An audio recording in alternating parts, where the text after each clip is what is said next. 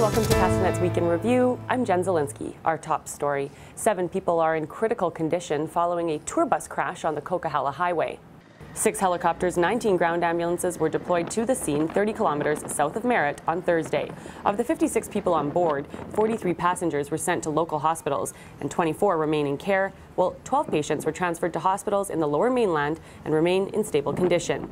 The tour bus, operated by a Chinese tour company based in Richmond, was on its way to Vancouver from the Canadian Rockies. The driver is believed to have drifted onto the grassy center median and then veered out of control. Speed is not considered a factor. The bus itself came from Western Bus Lines in Kelowna. After a summer filled with uncertainty, it still remains unclear when school will be back in session. Veteran mediator Vince Reddy met with the BCTF and the government for 4 hours on Thursday and said the two sides are still far apart.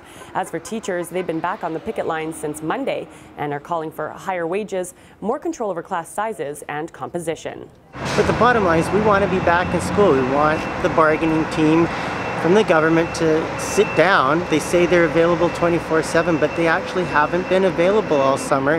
They've only met with the teachers maybe 2 or 3 times, and that's not bargaining. We need to sit down and we need to get a fair deal. The Central Okanagan School District has said they are ready to open the schools on September 2nd if a deal is met over the weekend. For 2 long years, the Kelowna foster family has dreaded the day the Ministry of Children and Family Development would come knocking at their door. The Coasters have cared for 2 mentally and physically disabled boys since birth, but recently the ministry decided it would be in the children's best interest to move them out of the home and into a more clinical environment.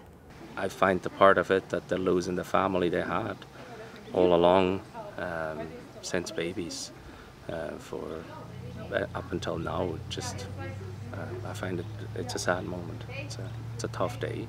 It's not a home. It's presented as their home, but it's, you know, there's no pictures on the walls for them. There's no loving environment.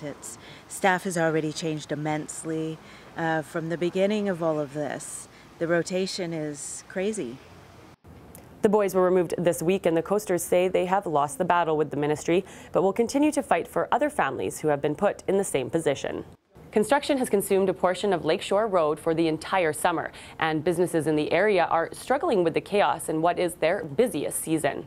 You know, I think a combination of, people just getting tired of going through it. They're busy with summer stuff, and not having the tourist traffic necessarily want to make the effort, you know, take the time to read the signs, to try to find us, or just not know. Because before, they used to be like in the previous summers, they could just wander down from the resorts to grab their coffee, and a lot of my business came from that. Well, several people did make it out to support the businesses. Pedestrian access remained an issue, and construction is set to continue until the end of November. Well, that wraps up Castanet's Week in Review. I'm Jen Zielinski. Thanks for watching. Remember to send your news tips to news@castanet.net and follow us on Twitter @CastanetNews.